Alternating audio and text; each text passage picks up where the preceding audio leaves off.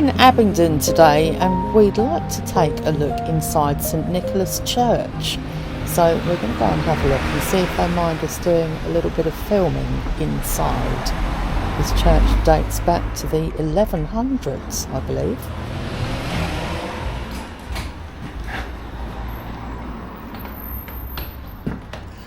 Yeah, we've spoken to Nick and he says it's absolutely fine for us to do a bit of filming. It's a really lovely old church.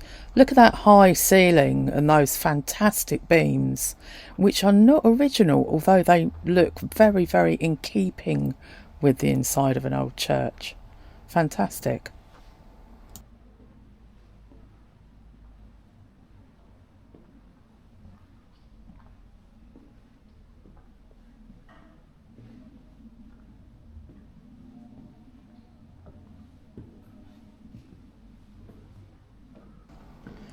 So we found out that the church has undergone lots of renovations over the years to keep it in good shape, and sadly this end of the church was destroyed by fire in the 1950s and had to be completely rebuilt.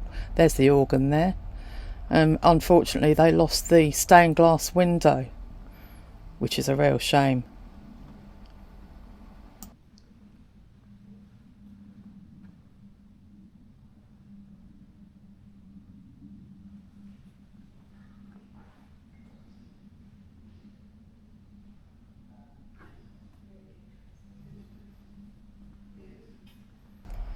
Now, just around this corner, there is a memorial to John and Jane Blacknell. John Blacknell was a benefactor of Abingdon. He was the grandson of a wealthy landowner and amassed quite a fortune. And when he died of the plague, he left a lot of money to the town for the upkeep of the school and other things. And some of that legacy is still in place today.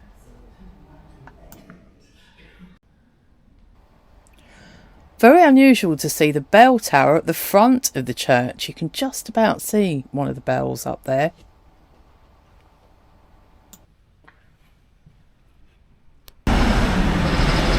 Really beautiful old church, St Nicholas. It was originally built as part of the gateway to the Benedictine Abbey of Abingdon.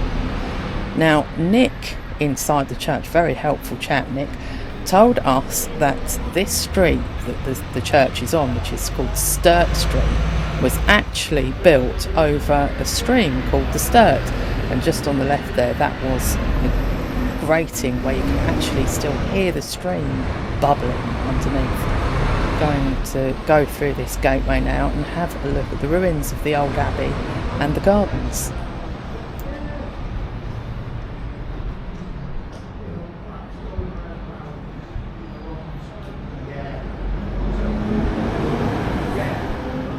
Above that archway that we just walked through has been used as a prison and a hospital at various times in its life, currently used as meeting rooms.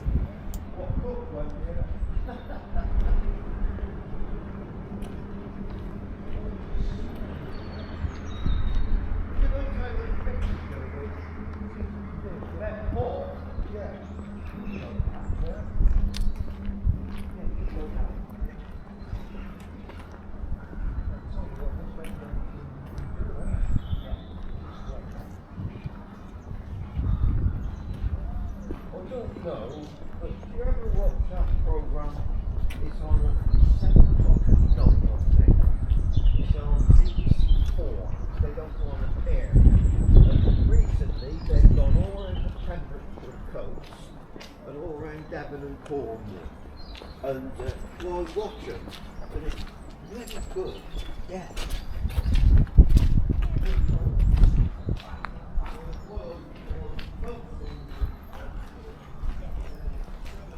Just heading into Abbey Gardens now, which are some ornamental gardens just really for people to relax in and walk around. And it's where the original St Benedictine monks' Abbey of St Mary once stood.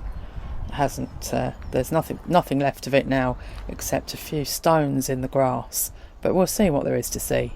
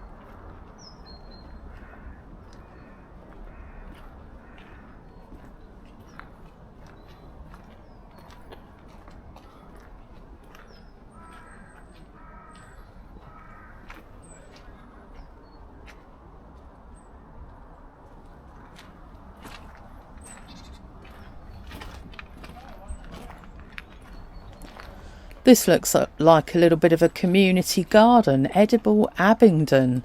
And it says there that you can pick whatever's growing there, some herbs and vegetables. What a great idea.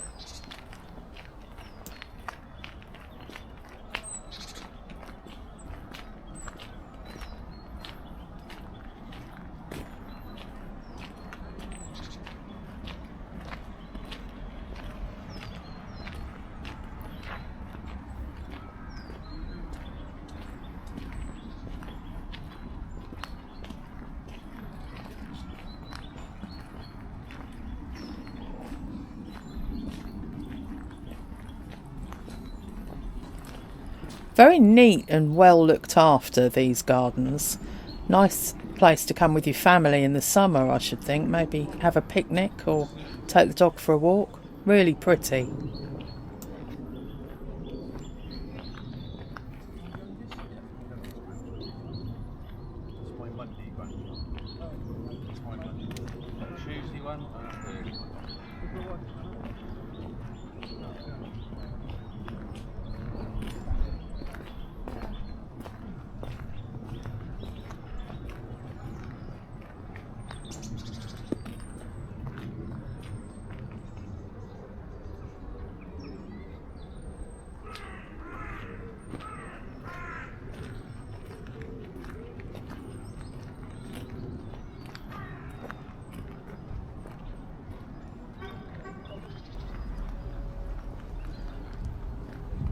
Looks like a statue of Queen Victoria, probably the most recognisable of all our monarchs.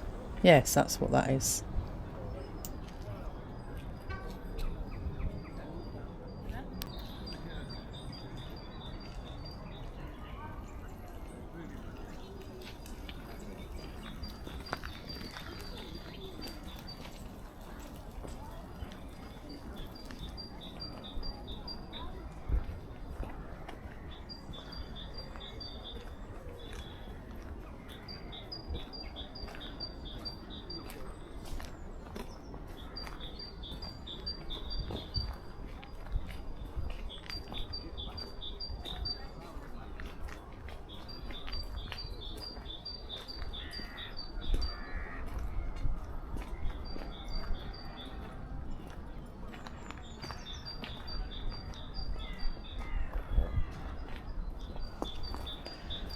Now, these ruins aren't actually part of the old abbey. They're actually the ruins of Trendle's Folly, which is still very, very old, as you can see.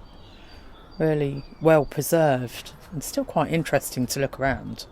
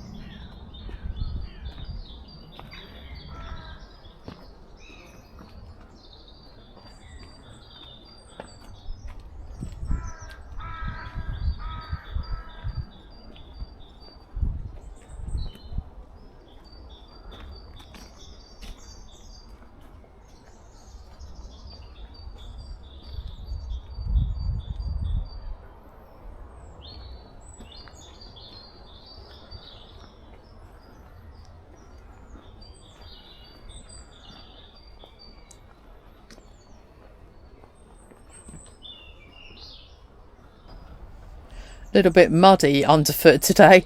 We're going to go and have a look at the Abingdon Abbey buildings and the Unicorn Theatre.